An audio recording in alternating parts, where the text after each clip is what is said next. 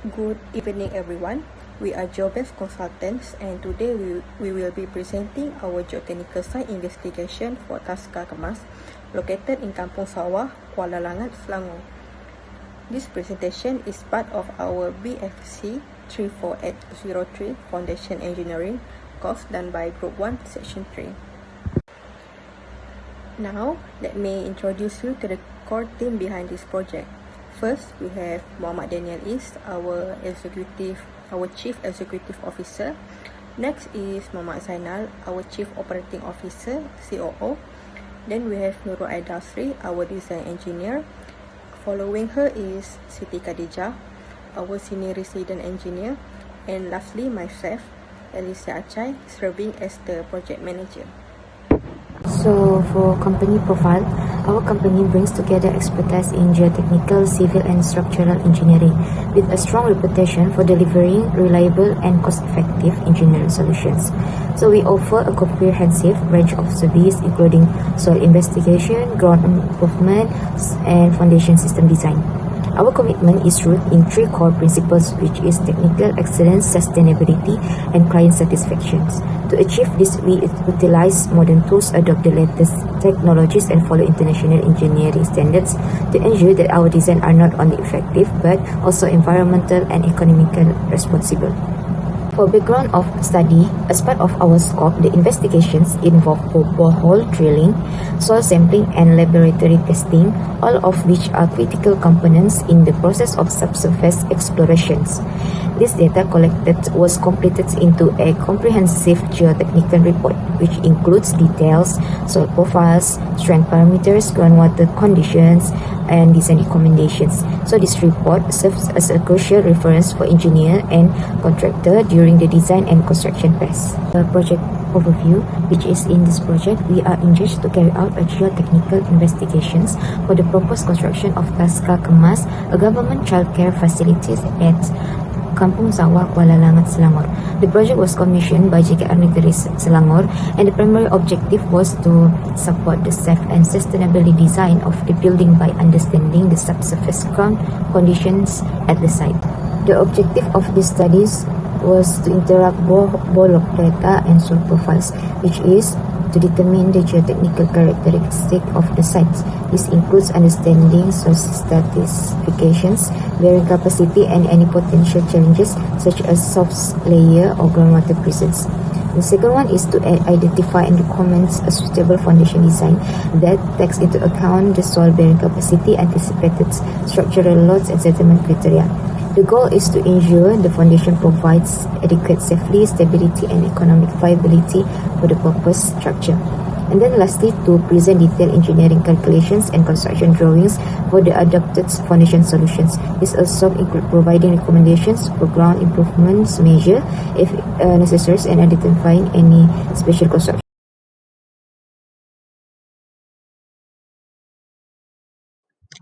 Assalamualaikum, my name is Muhammad Daniel Ismail Muhammad Sukri and my matrix number is DF220008. So now I want to present the project chapter 2 introduction.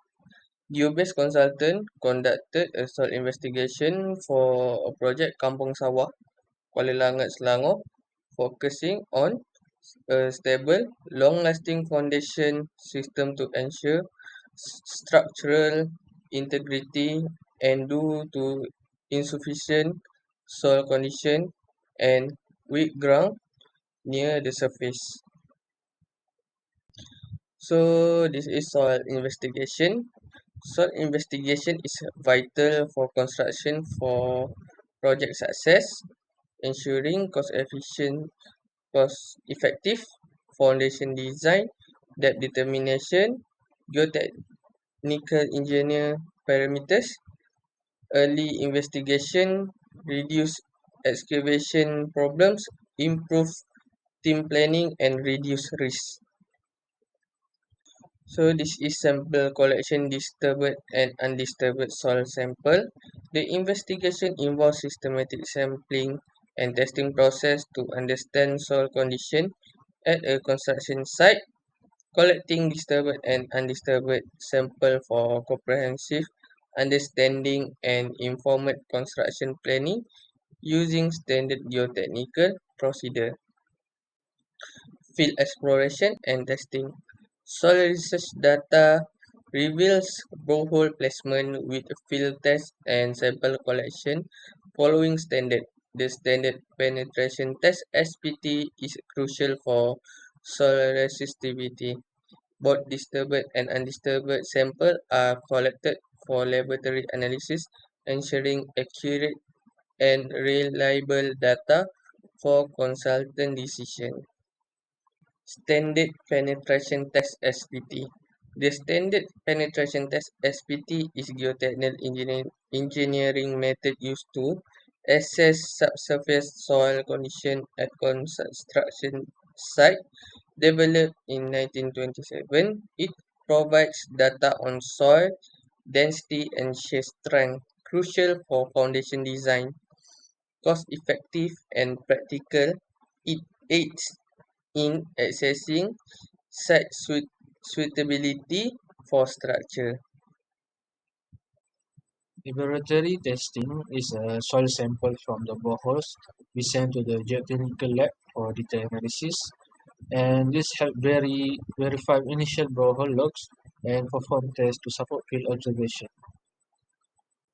Atterberg limit test. Atterberg limit defines soil consistency, marking the moisture content boundaries for fine-grained soil in their liquid, plastic, and semi-solid state.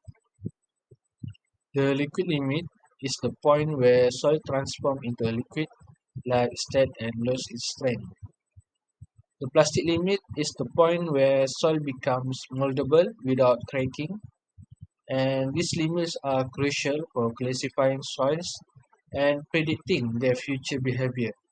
And lastly, in foundation engineering, they help anticipate problems like soil swelling or shrinkage, which are vital for stable structure design. Unconfined compression strength test or UCS. UCS shows the maximum compression strength a cohesive soil can handle without site support. The test involves actually loading a soil sample until it breaks without applying confined pressure. UCS is crucial for designing foundation, analyzing slope stability, and building earth retaining structure. And lastly, the undrained shear strength (SU) of the soil can be estimated as half of its UCS.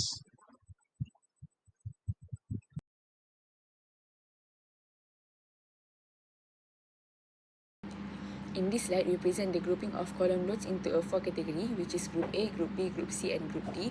For Group A, the load range from 0 to 150 kN with a max load 116 kN. For Group B, the load range is 151 kN to 300 kN, and the maximum load is 290 kN. For Group C, the load range is from 301 kN to 450 kN, and the maximum load is 450 kN for Group C.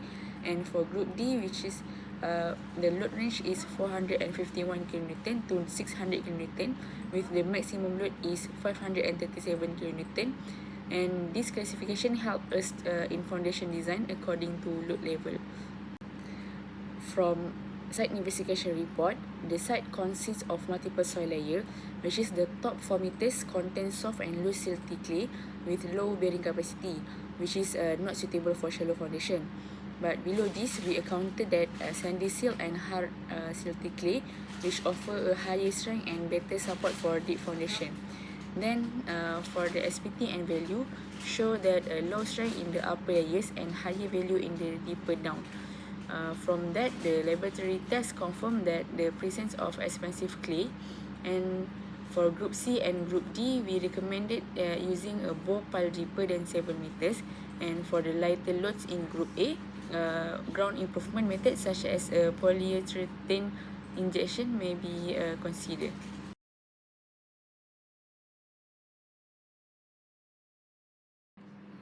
This slide shows the foundation layout where all column footings and piles are positioned based on the structural design and soil capacity.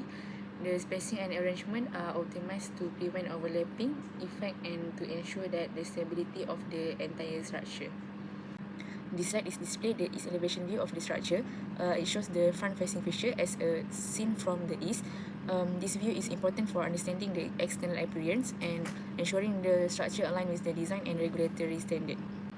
This slide shows the 3D view of the building, and it gives a clear and realistic overview of the design and help us better visualize the structure form, material and spatial relationship, and making it easier to communicate the design concept and detect any issue early on. Okay, for calculation of group pile A is NED is 116 kilonewton, pile length is 12 meter, pile size is 0.35 times 0.35, for pile gap is 0.35, and bearing capacity is 2254 kilonewton, friction resistance 78.4 kilonewton, ultimate load bearing capacity is 700 6584.4 kilonewton.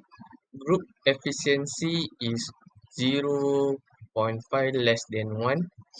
The pile will be considered as a group pile.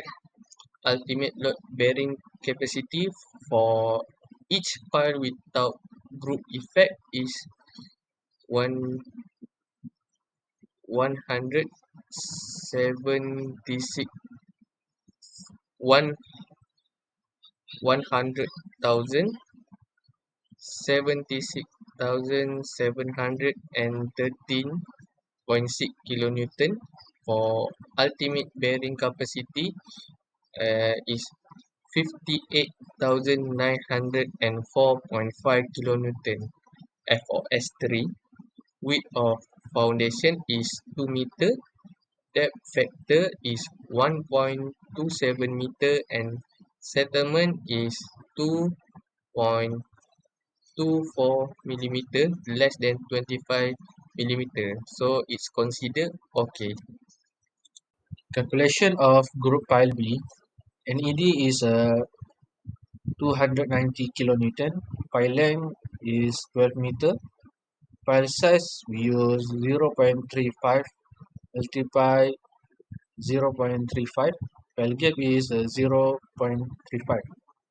And for the end bearing capacity is 2254 kilonewton. Frictional resistance QS is 197.32 kilonewton. And for the ultimate load bearing capacity QU is 9805.28 kilonewton. And for group efficiency N is 0.67, and the pile well is be considered as a group pile.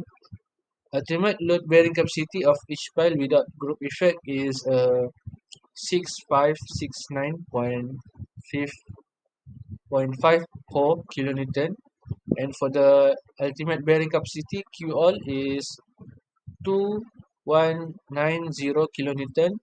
Factor of safety we use 3, and for the width of foundation is 1.22 meter.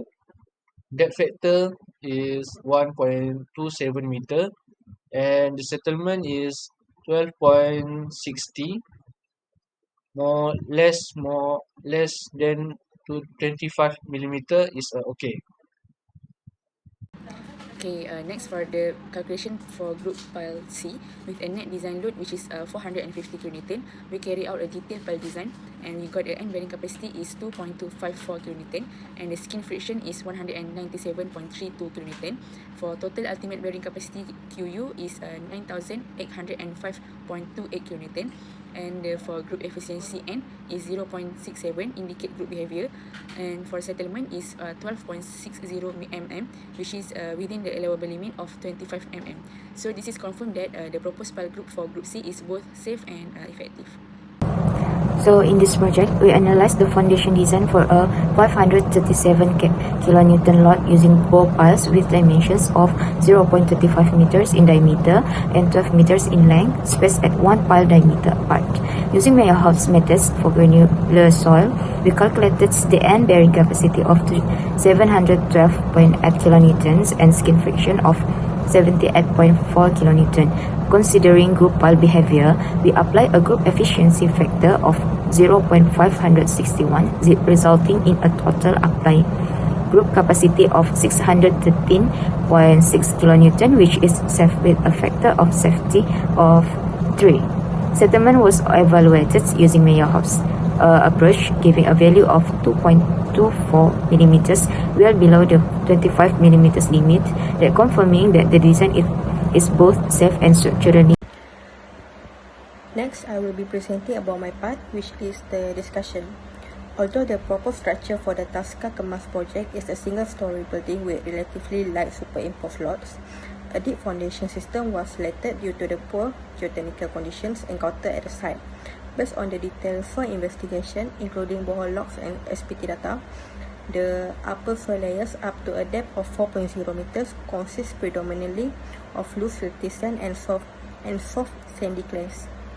This soil exhibit high compressibility, low shear strength, and high moisture content, which contribute to their poor bearing capacity and increased risk of excessive or differential settlement.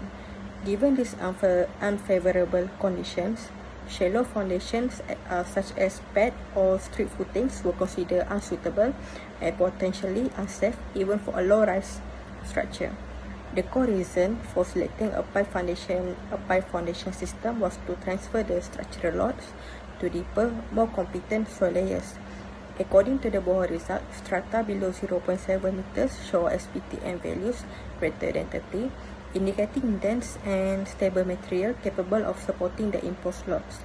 This decision ensures greater stability, reduces settlement issues, and aligns with the recommendation of the geotechnical engineer as well as relevant standards, including the S8004 and Euro Code 7. Next is conclusion. The foundation design was based on detailed geotechnical assessment, which revealed weak upper soil layers, loose silty sand, and soft sandy clay, unsuitable for shallow foundations due to high compressibility and low shear strength.